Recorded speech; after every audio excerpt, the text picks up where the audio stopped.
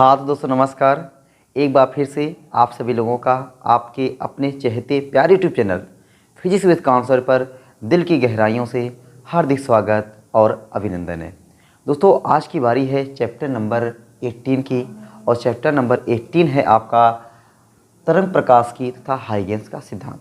दोस्तों हाइगेंस का सिद्धांत नाम तो है, लेकिन हाइगेंस के सिद्धांत पे जो क्वेश्चंस बनते हैं ना, वो बनते नहीं है भैया। वो प्रकाश के अपवर्तन जो आपने पढ़ा है ना, एकदम दोस्तों प्रकाश के अपवर्तन वाले चैप्टर से रिलेटेड आपको सब क्वेश्चन देखने को मिलेंगे। जितने क्वेश्चंस मैं आज की क्लास में लगवाऊंगा, लगभग प्रकाश के अपवर्तन पे एकदम सिंपल एकदम हलवा जैसे क्वेश्चंस हैं। एकदम लगाओगे दिल गदगद हो जाएगा, मज़ा आ जाएगा, कहोगे वाह भाई वाह क्या क्वेश्चंस हैं। दोस्तों क्वेश्चंस की बारी शुरू करते हैं बिना लेट किए हुए। निकाल लीजिए कॉपी और पेन, चेहरे पर लेकर रहिए एक प्यारी सी स्माइल लेकर के जब क्वेश्चंस लगाते हैं ना, अरे तो भैया उस क्वेश्चंस लगाने का मज़ा ही कुछ अलग ही होता है। लो आ गया है आपके सामने पहला क्वेश्चन, और पहला क्वेश्चन का है यदि निर्वात जल तथा कांच में प्रकाश के वेग क्रमशः c, vw तथा vg हो तो कौन सा संबंध सही है। अरे भैया तो बच्चा क्लास 12th का बच्चा इस क्वेश्चंस का आंसर जानता होगा। कौन तीन चीज़ें कह रहा है? एक तो कह रहा है निर्वात, दूसरा कह रहा है जल, और तीसरा कह रहा है कांच। अब बताओ दोस्तों, ये चीज़ हमने प्रकाश के अपवर्तन में नहीं सीखा। निर्वात में कह रहा है कि प्रकाश की चाल है सी, सब लोग जानते हैं सी होता है। जल में प्रकाश की चाल को VW से, कांच में प्रकाश की चाल को VG से। सी की वैल्यू कौन नहीं जानता? 3 × 10⁸ मीटर पर सेकेंड। जल में प्रकाश की चाल 2.25 × 10⁸ मीटर पर सेकेंड, और कांच में नहीं जानते हो तो याद कर लो 2 × 10⁸ मीटर पर सेकेंड। अब ज़रा देख के मुझे बता दो, ये सबसे ज़्यादा है, उसके बाद ये है, फिर ये है। जो ऑप्शन में लिखा होगा सी सबसे ज़्यादा, उसके बाद VW, उसके बाद VG, वही ऑप्शन का आपका सही है। मज़ा आ गया ना। चलो दोस्तों, इसके साथ साथ आप ये भी याद कर लो कि कांच का अपवर्तनांक निर्वात का अपवर्तनांक होता है 1, जल का अपवर्तनांक होता है 4/3, इसी को हम लोग बोलते हैं 1.33, और कांच का अपवर्तनांक होता है 3/2, जिसे हम लोग बोलते हैं 1.5। अगर याद हो जा रहा है बहुत अच्छी बात है, याद हो जाएगा मेरे लाल, इसमें कोई दिक्कत नहीं है, ठीक है, याद हो जाएगा ये। आज भैया मुस्कुराते हुए क्वेश्चन नंबर 2 पर। क्वेश्चन नंबर 2 है, यदि निर्वात में लाल प्रकाश की चाल VR तथा हरे प्रकाश की चाल VG हो। वाह, निर्वात में दोस्तों कहाँ पे बात कर रहा है ये? निर्वात में दोस्तों, निर्वात में ये कह रहा है जो आपका लाल रंग है, लाल रंग की प्रकाश की चाल VR, R for red, V for चाल, लाल प्रकाश की चाल। वाह, उसके बाद लाल प्रकाश की चाल हरा मतलब ग्रीन, VG हो, बताओ तो क्या होगा? अरे भैया निर्वात में या किसी भी माध्यम, जैसे दोस्तों निर्वात है ना, निर्वात में कोई भी रंग हो, 7 रंग होते हैं। श्वेत प्रकाश में 7 रंग होते हैं। 7 रंगों में से सबके रंग का जो वैल्यू होगा निर्वात में सेम होगा, और क्या होगा? 3 × 10⁸ मीटर पर सेकेंड। तो चाहे हरा ले लो, चाहे ग्रीन ले लो, चाहे रेड ले लो, चाहे येलो ले लो, चाहे कौनो कलर ले लो मेरे भाई, सब कलर का निर्वात में प्रकाश की चाल सेम होता है। और होता कितना है? 3 × 10⁸ मीटर पर सेकेंड, ठीक ना। क्यों? क्योंकि निर्वात में सबका अपवर्तनांक 1 रहेगा, ठीक ना। चलो, तो ये बात क्या समझ में आया कि निर्वात में कोई भी रंग हो, सभी रंग के प्रकाश की चाल क्या होती है? बराबर होती है। आ जाओ क्वेश्चन नंबर 3 पर। क्वेश्चन नंबर 3 है आपका, एक किरण पुंज वायु से जल में प्रवेश करती है। कोई किरण पुंज है, वो कहाँ से? वायु से जा रही है। कहाँ पे जा रही है? जल में जा रही है। तो भैया मैंने आपको रटा दिया है कि जब भी कोई प्रकाश की किरण एक माध्यम से दूसरे माध्यम में जाती है, जब भी कोई प्रकाश की किरण एक माध्यम से दूसरे माध्यम में जाती है, तो प्रकाश का एक ऐसा गुण है जो नहीं बदलता है, उसी को याद कर लो। वो दोस्तों आपका गुण है, वो आपका गुण है क्या? आवृत्ति दोस्तों, फ्रीक्वेंसी, ये कभी नहीं बदलती है। जबकि जितनी सारी चीज़ें होती हैं, चाहे चाल हो, चाहे दोस्तों आपके चाल हों, चाहे आपके आयाम हों, चाहे आपकी तीव्रता हो, चाहे आपके तरंग दैर्ध्य हो, ठीक है, और दोस्तों कुछ मिलेगा उसको भी जोड़ दो, ये सारी चीज़ें बदल जाती हैं, लेकिन बेचारा एक आवृत्ति होता है ना, वो आवृत्ति नहीं बदलता। तो क्या याद रखोगे, जब प्रकाश की किरण एक माध्यम से दूसरे माध्यम में जाएगी तो प्रकाश का एक ऐसा गुण है वो नहीं बदलता, और वो क्या है, आवृत्ति है। आवृत्ति भैया कभी नहीं बदलती। ठीक है, हो गया क्वेश्चन नंबर 3। आ जाओ क्वेश्चन नंबर 4 पे। क्वेश्चन नंबर 4 क्या है, जब श्वेत प्रकाश पारदर्शी माध्यम जैसे कांच में प्रवेश करता है तो, देख लो भैया ये अपना है कांच, इस दोस्तों कांच से प्रवेश कर रहा है कौन, अरे श्वेत प्रकाश। दोस्तों श्वेत प्रकाश होता क्या है, कभी एग्जाम में नहीं पूछा जाता, लेकिन अक्सर लोग पूछ लेते हैं कि श्वेत प्रकाश, और हम लोग क्या समझ लेते हैं, श्वेत प्रकाश मतलब सफ़ेद रंग। दोस्तों सफ़ेद रंग नहीं, सूर्य का जो प्रकाश आता है ना, जो सूर्य देवता अपने को रोशनी दे रहे हैं ना, वो जो प्रकाश है ना, उसी प्रकाश को हम लोग बोलते हैं श्वेत प्रकाश। कमाल की बात दोस्तों, श्वेत प्रकाश जो होता है 7 रंगों से मिलकर बना होता है। कितने रंगों से मिलकर बना होता है, 7 रंगों से मिलकर बना होता है। और 7 रंग में कौन कौन रंग होते हैं, VIBGYOR, ये 7 रंग होते हैं।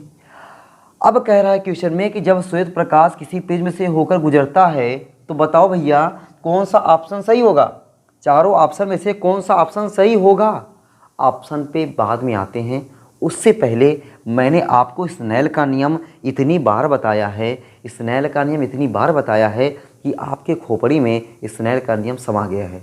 वो स्नेल का नियम क्या है, स्नेल का नियम मैंने आपको ऐसे बताया है कि भैया होता है sin I अपान sin R equal to N2 upon N1 equal to V1 upon V2 equal to λ1 upon λ2।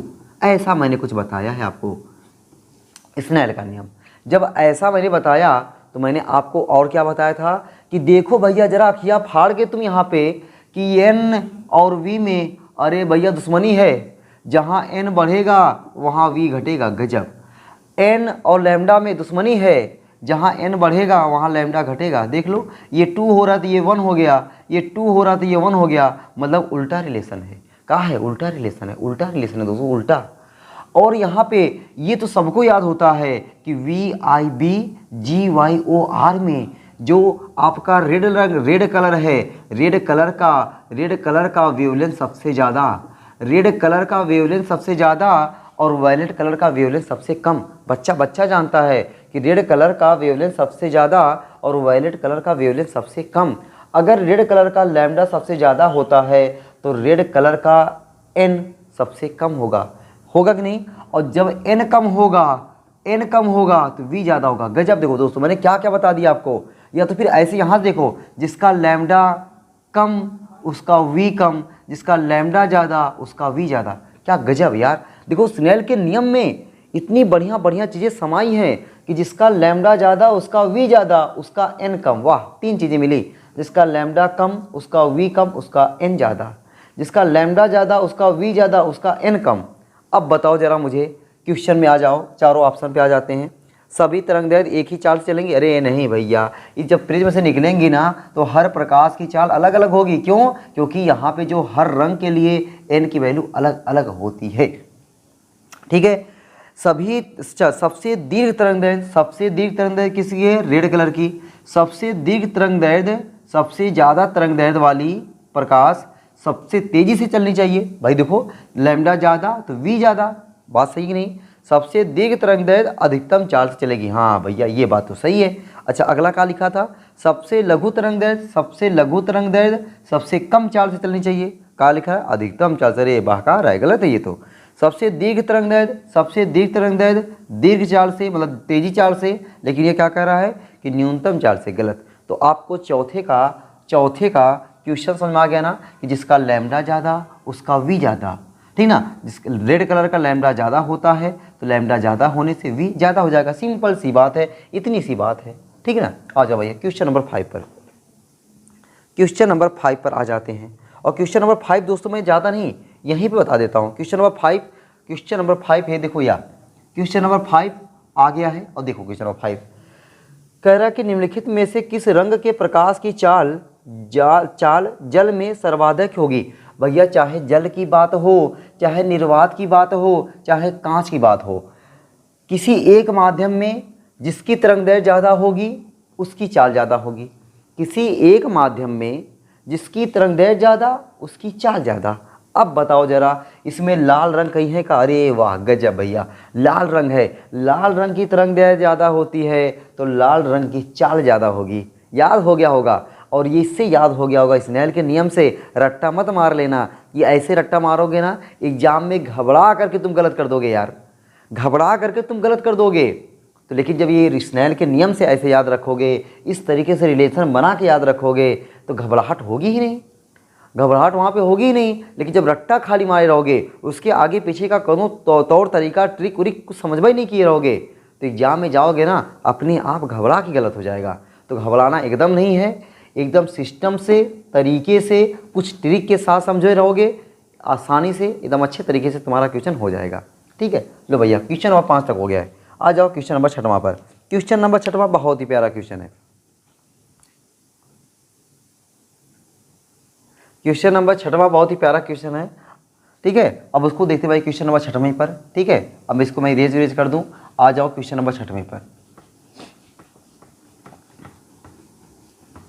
चलो भाई क्वेश्चन नंबर 6वां देखो दोस्तों, आप लोग मैं फार्मूला बता दूंगा, आप लोग तुरंत सॉल्व करोगे। क्वेश्चन नंबर 6वें को मैं फार्मूला बताऊंगा, आप लोग तुरंत सॉल्व करोगे। क्वेश्चन नंबर 6वां देखो आपके सामने है, क्या है? वायु में प्रकाश की चाल, वायु में प्रकाश की चाल। दोस्तों वायु में प्रकाश की चाल या निर्वात में प्रकाश की चाल, उसका सिंबल होता है सी, और सी की वैल्यू क्वेश्चन में दिया है। ठीक है, नहीं दिया है तुम्हें याद है। ठीक है, अपवर्तनांक के 0.5 दिया हुआ है, n दिया हुआ है 1.5, तो कांच में प्रकाश की चाल होगी। कांच में प्रकाश की चाल पूछा है, अरे भैया v पूछा है, v। अरे फार्मूला क्या होता है मेरे दोस्तों? दोस्तों यहाँ पे फार्मूला होता है n = c/v। याद होगा ना, याद होगा ना? मुझे पता है कि तुम लोगों ने चैप्टर नंबर 13 या 14 देखा हुआ है मन से, और वहाँ पे ये फार्मूला मैंने बताया हुआ है, n = c/v। अब दोस्तों यहाँ पे n तो पता है, c पता है, v चाहिए। बताओ v = क्या हो जाएगा? v = हो जाएगा c/n। c की जगह यहाँ पे 3 × 10⁸ n के प्लेस पर 1.5। दोस्तों ये 1.5 है और ये 3 है, 1.5 दूना 3, 2 × 10⁸ मीटर पर सेकेंड। लो भैया हो गया। आओ जाओ भाई क्वेश्चन नंबर 7 पर। क्वेश्चन नंबर 7 पे दोस्तों आ जाते हैं, और क्वेश्चन नंबर 7 आपके सामने आ गया है, जरा देख लो तो लो। दोस्तों क्वेश्चन नंबर 7 आपके सामने आ गया है, और क्वेश्चन नंबर 7 आपसे कह रहा है कि एक 256 हर्ट्ज आवृत्ति वाली ध्वनि तरंग की चाल एक माध्यम में 330 मीटर पर सेकेंड है, उसी माध्यम में 512 हर्ट्ज आवृत्ति वाली ध्वनि तरंग की चाल होगी। दोस्तों माध्यम चेंज नहीं हो रहा है, अगर माध्यम यहाँ पे चेंज हो जाता तो आवृत्ति क्या हो जाती? नियत रहती। लेकिन उसी माध्यम में है तो क्या नियत हो जाता है? तरंगदैर्घ्य। ये दोस्तों आपको याद रखना है, अगर माध्यम चेंज हो जाए तो आवृत्ति नियत रहती है, माध्यम चेंज ना हो तो तरंगदैर्घ्य नियत रहती है। इसका काम भैया यहाँ पे देखो क्या काम है। तो एक 256 हर्ट्ज आवृत्ति, आप पहले दिया हुआ है आवृत्ति न्यूमन मान लो, न्यूमन कितना दिया? 256 हर्ट्ज दिया हुआ है। आगे कह रहा आवृत्ति वाली ध्वनि तरंग की चाल एक माध्यम में 330 मीटर पर सेकेंड है। v1 कितना दिया हुआ है? 330 मीटर पर सेकेंड। आगे कह रहा है उसी माध्यम में 512 हर्ट्ज न्यू2 कितना दिया है? 512 हर्ट्ज, 512 हर्ट्ज आवृत्ति वाली ध्वनि तरंग की चाल v2 पूछ रहा भैया। v2 का होता है एक दोस्तों बहुत ही प्यारा, बहुत ही फैंटास्टिक फार्मूला है। वह फार्मूला क्या है? v = new lambda. ये दोस्तों फार्मूला बना कैसे, इसको देख लो जरा। ये फार्मूला ऐसे दिमाग से उतर सकता है, ऐसे उतर सकता है, ठीक है ना। लेकिन अगर तरीका देख लोगे ना, भूल पाना बड़ा मुश्किल हो जाएगा, देखो क्या। अरे भैया बच्चा जानता है, क्या जानता है कि वेलोसिटी यानी वेग या चाल बराबर होता है दूरी बटा समय। चाल बराबर होता है दूरी बटा समय। जब प्रकाश किरण वेव के रूप में चलेगा, मतलब बोले तो ये ऐसे चलेगा, ठीक ना, और थोड़ा सा और बढ़ा दूँ, ये ऐसे हो जाएगा, तब यहाँ से यहाँ की दूरी को क्या बोलते हैं हम लोग? तरंगदैर्घ्य। और सिंबल क्या लिखेंगे? लैम्डा। दूरी की जगह पे लैम्डा और समय की जगह पे आवर्तकाल का उल्टा आवृत्ति, तो v = न्यू लैम्डा।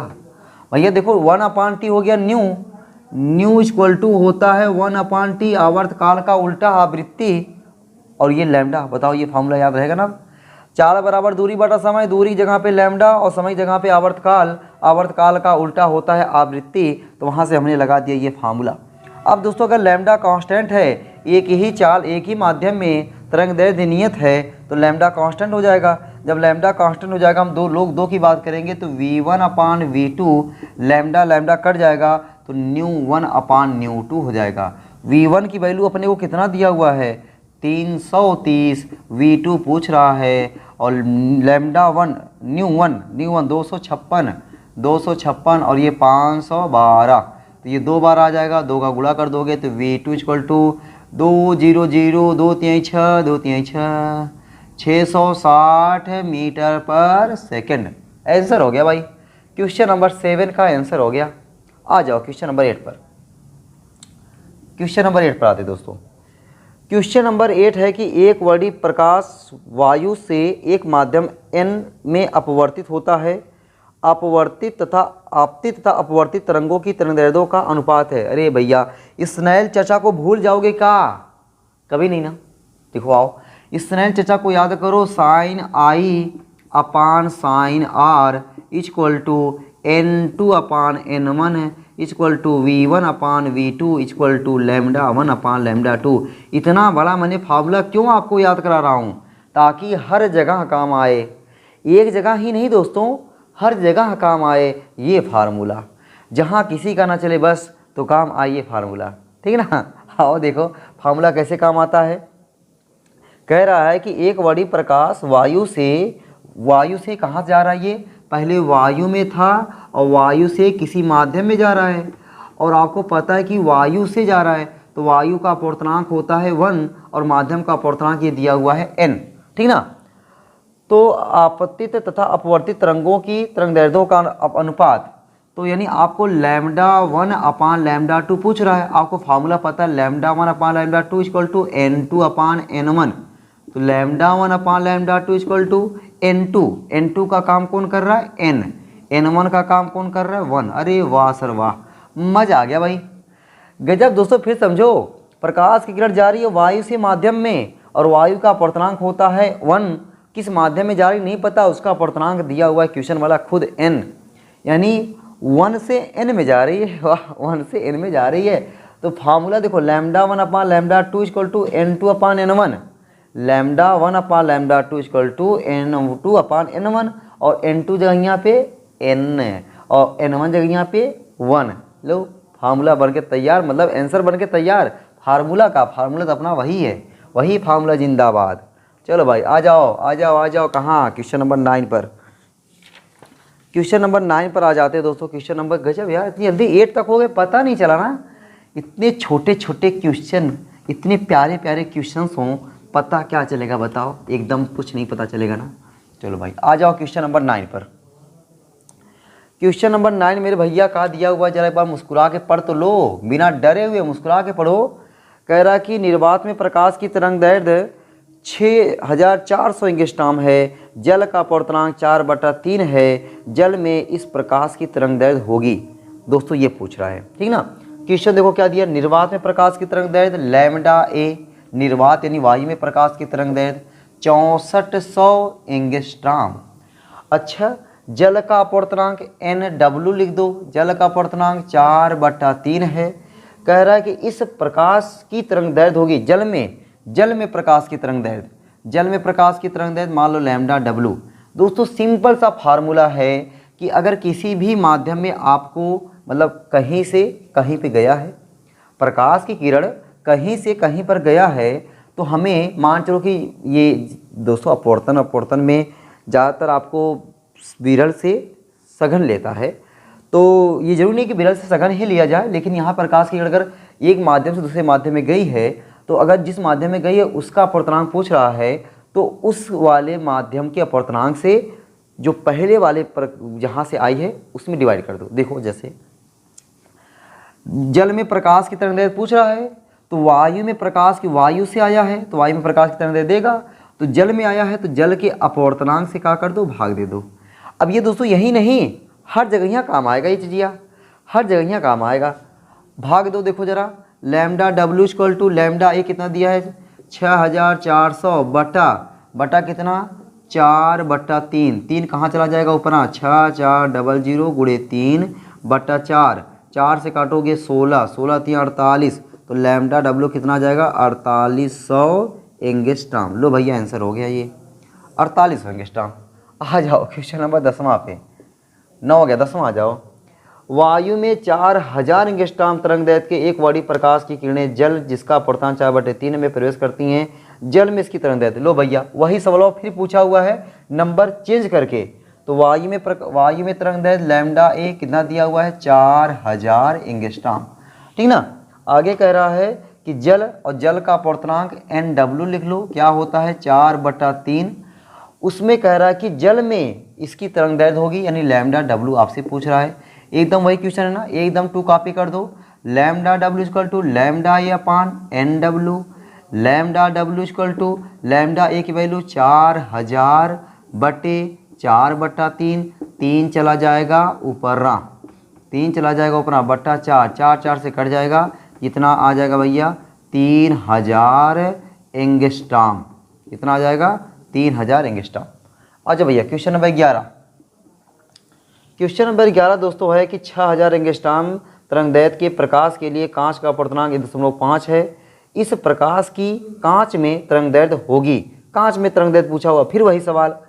लैम्डा ए कितना दिया हुआ है 6000 एंगस्ट्रॉम, लैम्डा ए दिया हुआ है 6000 एंगस्ट्रॉम के प्रकाश के लिए कांच का अपूर्णांक 1.5 है। कांच का अपूर्णांक आपकी बार Ng लिख दो, 1.5 है। आगे कह रहा है कि इस प्रकाश की कांच में तरंगदैर्घ्य लैम्डा जी ले लो, तो लैम्डा जी इक्वल टू क्या हो जाएगा लैम्डा ए अपान Ng। तो लैम्डा ए कितना है आपका, लैम्डा ए है 6000 एंगस्ट्रॉम बटे 1.5। दशमलव नीचे हटाना है, 0 कहाँ बढ़ा दो ऊपर, 4 0 हो गया बटा 15, 15 चौके 60, 4 लिख करके 3 0, 4000 एंगस्ट्रॉम। लो भैया खटाखट दोस्तों 3 क्वेश्चन हो गए। आ जाओ अगले वाले क्वेश्चन पर, क्वेश्चन नंबर 12, ठीक है 11 तक हो गया और आज का ये लास्ट क्वेश्चन। इरेज कर देना, इजाज़त है एकदम भैया, इजाज़त है ना। चलो आ जाओ क्वेश्चन नंबर 12 पर, और आज का ये लास्ट क्वेश्चन है दोस्तों क्वेश्चन नंबर 12। क्वेश्चन नंबर 12 दोस्तों थोड़ा सा बढ़िया देखिएगा, और देख रहे हो ये क्वेश्चन देखो काफ़ी क्वेश्चंस ऐसे हैं जो इस चैप्टर के एग्जाम में आए हुए हैं दोस्तों। इस टाइप के क्वेश्चंस एग्जाम में आते हैं भैया, इसको हल्के मत लेना, एकदम हल्के में लोगे तो हल्के में हो जाओगे भैया तुम। 12 में कह रहा कि 5 × 10⁻14 हर्ट्ज आवृत्ति का न्यू दिया हुआ है। 5 × 10⁻14 हर्ट्ज आवृत्ति का प्रकाश 1.5 अपूर्णांक दिया हुआ n 1.5 अपवर्तनांक वाले माध्यम में चल रहा है, उसकी तरंगदैर्घ्य होगी। तरंगदैर्घ्य पूछ रहा भैया ए बोलो तो लैम्डा लैम्डा पूछ रहा दोस्तों। अब बताओ हम लोग क्या करें एन न्यू लैम्डा में कोई लाले फार्मूला होता है यार। चलो देखो नहीं मान लो नहीं याद आ रहा है, मुझे भी नहीं याद आ रहा है, आपको भी नहीं याद आ रहा है, मुझे भी नहीं याद आ रहा है, कौनो समस्या नहीं। देखो ये फार्मूला n = C/V कैसे दिमाग में आएगा, n पता है यस, v नहीं पता है, c की वैल्यू फिक्स होता है। अब मैं v की वैल्यू ऐसे लेकर आऊँ, अभी मैंने निकाला था v का फार्मूला v = न्यू लैम्डा लिखा था ना, तो लिखा था अभी मैंने फार्मूला भी लगवाया था भाई v = न्यू लैम्डा, इसका डेरिवेशन भी कराया मैंने बताया ये फार्मूला याद रहेगा। क्यों याद रहेगा, क्योंकि अपने को पता है कि चाल बराबर होता है दूरी बटा समय, और जो अपना यहाँ पे प्रकाश है वह तरंगों के रूप में ऐसे और ऐसे चल रहा है, तो यहाँ के बीच की दूरी क्या है लैम्डा है। तो d की जगह पे लैम्डा और समय की जगह पे आवर्तकाल का उल्टा का होता है आवृत्ति, और हम लोग लेते हैं उसको न्यू से। ठीक, ये फार्मूला बन गया। तो लिखूं क्या मैं, ये देखो v की जगह यहाँ पे न्यू लैम्डा, मुझे क्या चाहिए लैम्डा। अच्छा देखो n पता है, न्यू पता है, c पता है, लैम्डा निकल जाएगा। तो लैम्डा इक्वल टू यहाँ से लैम्डा इक्वल टू क्या हो जाएगा c/न्यू × 1/n। तो लैम्डा इक्वल टू c की वैल्यू 3 × 10⁸, न्यू की वैल्यू 5 × 10⁻14 × 1/n की वैल्यू 1.5। ये 1.5 है, 1.5 दूना 3, 2 बचा। तो दोस्तों लैम्डा इक्वल टू यहाँ पे 2, यहाँ पर 5, 2/5, 2/5 इंटू 10 पावर ऊपर जाएगा 14 माइनस में, तो 8 में 14 गया 6, 10 घाते -6। लैम्डा इक्वल टू इसको मैं 20/5 कर दूँ गुणे 10 की घाते -6 और बटा 10। तो लैम्डा इक्वल टू 5 चौके 20, 4 गुणे 10 की घाते -7 मीटर। इतना तो आंसर देगा नहीं, एंगस्ट्राम में दिया है। तो ये दोस्तों हो जाएगा लैम्डा इक्वल टू -10 एंगस्ट्राम लाने के लिए 10 घाते -3 से ऊपर गुणा कर दो। 10 घाते -3 से ऊपर गुणा करोगे, 10 घाते -3 से नीचवा गुणा करना पड़ेगा। तो लैम्डा इक्वल टू -10, तो 4 और 3 माइनस ऊपर जाएगा प्लस हो जाएगा 4000 और -10 बोले तो एंगस्ट्राम। तो 4000 एंगस्ट्राम भैया सही है। देखो ना धक्का धक हो गया, खटाखट हो गया, धक्का धक खटाखट। 12 क्वेश्चन दोस्तों हम लोग बहुत जल्दी लगा लिए और मज़ा आ गया। मैंने बताया था भली से चैप्टर का नाम है क्या, तरंग प्रकाश की तथा हाइगेंस का सिद्धांत। तरंग प्रकाश की तथा हाइगेंस का सिद्धांत भले से नाम है, लेकिन इसके जो क्वेश्चंस हैं वो क्वेश्चन कहाँ के वाले हैं, एकदम प्रकाश के अपवर्तन वाले क्वेश्चंस पर हैं। हमने वहाँ सब फार्मूले वहीं से समझो कॉपी कर लिए हैं और कॉपी करके ला करके तरंग प्रकाश की वाले को भगा दिए हैं, ठीक ना। वहाँ से क्वेश्चंस का हमने क्या कर लिया, कॉपी कर लिया, सारे फार्मूले स्टाइलिश वही इस अंदाज में स्नेल वाले फार्मूले से सब का फार्मूले कॉपी करके ला के हाइगेंस वाले को भगा लिए। मज़ा आ गया ना। तो दोस्तों आज की क्लास में 12 क्वेश्चंस लगाए, उम्मीद करता हूँ मज़ा आ गया होगा। और दोस्तों जैसा कि मैंने कहा था कि आप सभी लोगों को कि हम लोग जो है आप क्या करने वाले हैं कि मैं आपका इंतज़ार कर रहा हूँ। बस आप लोग कमेंट बॉक्स में मेंशन करिए कि हाँ सर अब यूनिट वाइज 1 शॉर्ट वीडियो और उसके इंपॉर्टेंट न्यूमेरिकल और एक नंबर की चीज़ें होनी चाहिए। तो अगर आप चाह रहे हैं जरूर मैं करने के लिए तैयार हूँ, ठीक है। जैसा है कमेंट में बताइए और मैं आपके कमेंट का इंतज़ार कर रहा हूँ, क्योंकि अभी नवंबर अपना चल रहा है। नवंबर, दिसंबर, जनवरी, फरवरी इतना करेंगे ना, बहुत सारा हम लोग केवल रिवीजन करेंगे फिजिक्स का। और अब की बार आप लोग जो ना जो 70 नंबर का पेपर है 70 नंबर में 60 प्लस करके दिखाओगे, 60 प्लस करके दिखाओगे दोस्तों, ठीक है। चलो भाई आज की क्लास यहीं तक रखते हैं, फिर मिलते हैं आपको अगली क्लास में। आप लोग ऐसे ही हंसते रहिए, मुस्कुराते रहिए, पढ़ाई लिखाई को शानदार धुआंधार ज़बरदस्त तरीके से करते रहिए। चलते भाई सबको बाय बाय, राधे राधे।